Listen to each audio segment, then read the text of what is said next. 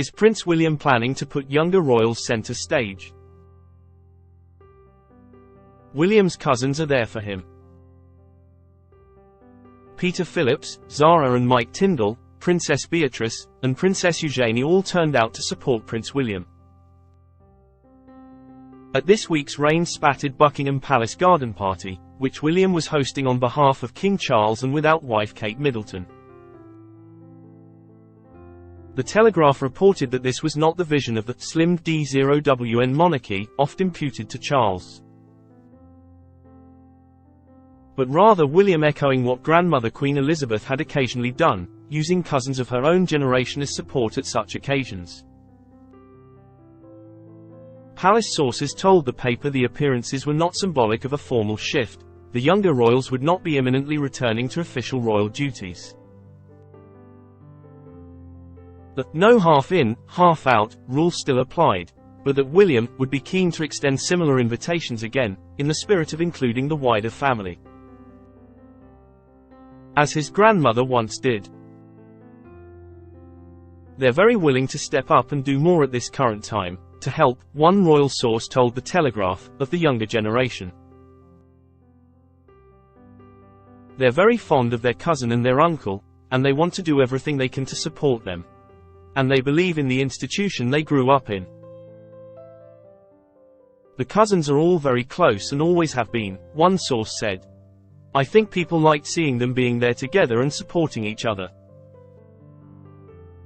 Afterwards, Princess Eugenie wrote on Instagram to her 1.8 million followers, "Come rain or shine.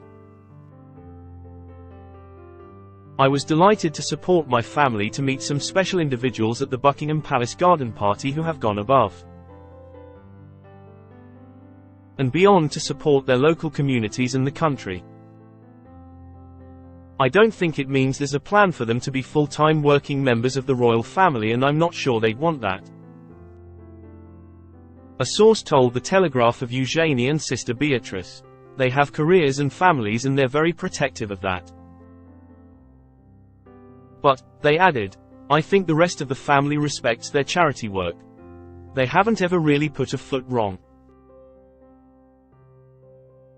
Whatever William's intentions, it will be intriguing to see which royals will be on Buckingham Palace's balcony to mark Trooping the Colour next month. Prince Edward has been honing his horse riding skills with brother Prince Andrew in the run-up to the ceremony, the Telegraph reports. Recently appointed Colonel of the Scots Guard, this will be only the second time that Edward, a lifelong rider, has played such an active part in the ceremony. The paper said, hence all the training to ensure he looks as comfortable on his horse as sister Princess Anne and Prince William.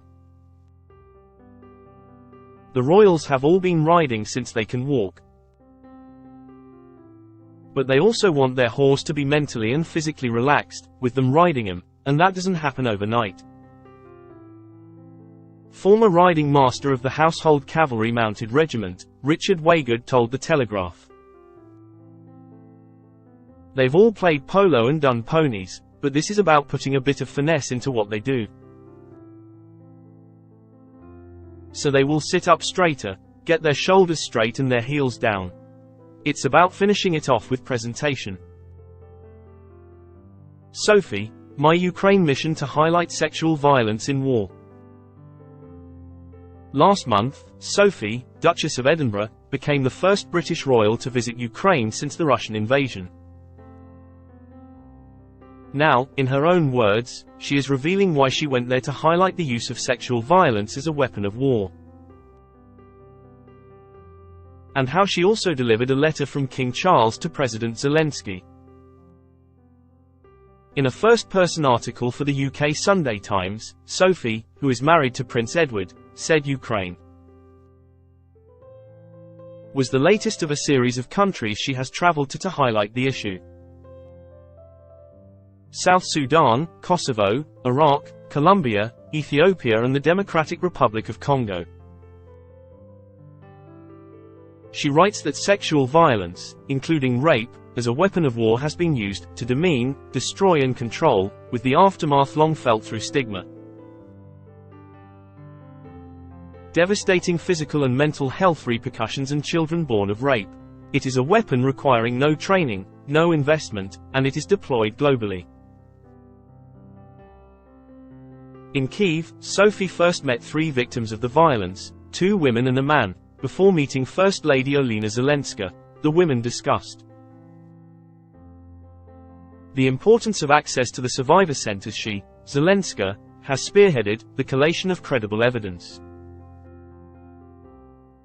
Ukraine's reparation scheme and the training of prosecutors to ensure justice and accountability for these crimes. President Zelensky himself inquired after King Charles's health, which gave me the opportunity to hand him a letter from His Majesty. Sophie writes, I think he was quite touched and said he would save it for a private moment later to read.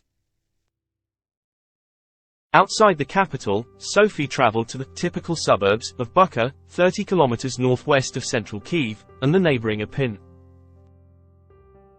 Sophie writes of the violence the invading Russian army subjected Ukrainians to. Women, men and children were murdered as they fled in cars or on foot.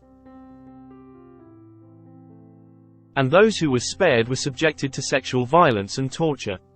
She writes of the determined efforts of Ukraine to rebuild, and its citizens' collective determination to care for one another, with the help of civil society organizations.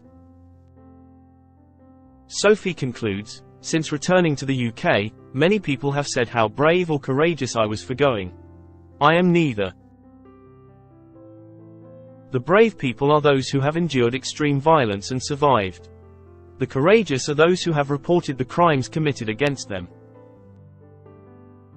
I am glad to have made the journey. Inevitably it was sad and emotional, and the painful stories and images. As with all my visits to places of conflict, will live with me. While others in positions of leadership engage with the politics of war, I will endeavor to place conflict-related sexual violence on the table as a devastating consequence. It is one that is deserving of our attention, empathy and understanding, and to amplify the voices of survivors, who must be heard. Fergie to be Gen Z ambassador. Sarah, Duchess of York, sees herself as an ambassador for Gen Z, she announced at the Knights of Charity Gala dinner in Cannes. I am the generational bridge between Gen Z and the outside world. I'm saying, no, Gen Z, I'm very sorry for hurting your planet and I'm listening. Speaking about herself using her tabloid moniker, and in the third person, she told the Daily Mail's Richard Eden, I can relate to the pressure they face because Fergie's always been judged. Gen Z are very strong people. No one should be judged on anything, not race, creed, color, or any other denomination, and I'm a great supporter of LGBTQ. Everybody just needs to be themselves. Why is that not good enough? The Mail also reported that Fergie had made an impassioned speech at the glitzy AMFAR charity gala, raising money for HIV and AIDS research, telling the well-heeled and celebrity crowd to shush during an auction overseen by Simon Depury, who auctioned off a portrait of Queen Elizabeth by Chris Levine for €475,000, $515,000. All I want to say to everyone in this room is stop, stop, stop, Fergie said. Did you see I removed the microphone? Because all of you are saying, I want to go, because where is the next party? What are we meant to be doing next? But what I want to say is why are we here? What is the future and why are we not making our planet better for the youth of tomorrow? I am so sorry that we have completely destroyed your planet. Royal family deletes Harry's Meghan statement. Newsweek reports that the royal family has deleted from its website the strongly worded statement released by Kensington Palace on behalf of Prince Harry in November 2016. The statement was made after the outright sexism and racism on social media and racial undertones of comment pieces centered on Harry's then-girlfriend Meghan Markle that followed the infamous Mail on Sunday article headlined, "Harry's girl is almost straight outta Compton. Gang-scarred home of her mother revealed, so will he be dropping by for tea?" The statement was available on the Royal.uk website for over 7 years, but Newsweek reported that the link no longer works. The deletion reportedly occurred between December 3 and December 10. The statement, Harry wrote in his memoir Spare, had left King Charles and Prince William furious, as it made them look bad for not defending their partners in the same way. In full, the statement read, "Since he was young, Prince Harry has been very aware of the warmth that has been extended to him by members of the public. He feels lucky to have so many people supporting him and knows what a fortunate and privileged life he leads. He is also aware that there is significant curiosity about his private life. He has never been comfortable with this. But he has tried to develop a thick skin about the level of media interest that comes with it. He has rarely taken formal action on the very regular publication of fictional stories that are written about him, and he has worked hard to develop a professional relationship with the media, focused on his work and the issues he cares about. He knows commentators will say this is the price she has to pay, and that this is all part of the game. He strongly disagrees. This is not a game. It is her life and his." Kensington Palace statement, November 2016. But the past week has seen a line crossed. His girlfriend, Meghan Markle, has been subject to a wave of abuse and harassment. Some of this has been very public: the smear on the front page of a national newspaper, the racial undertones of comment pieces, and the outright sexism and racism of social media trolls and web article comments. Some of it has been hidden from the public, the nightly legal battles to keep defamatory stories out of papers, her mother having to struggle past photographers in order to get to her front door, the attempts of reporters and photographers to gain illegal entry to her home and the calls to police that followed, the substantial bribes offered by papers to her ex-boyfriend, the bombardment of nearly every friend, co-worker, and loved one in her life. Prince Harry is worried about Ms. Markle's safety, and is deeply disappointed that he has not been able to protect her.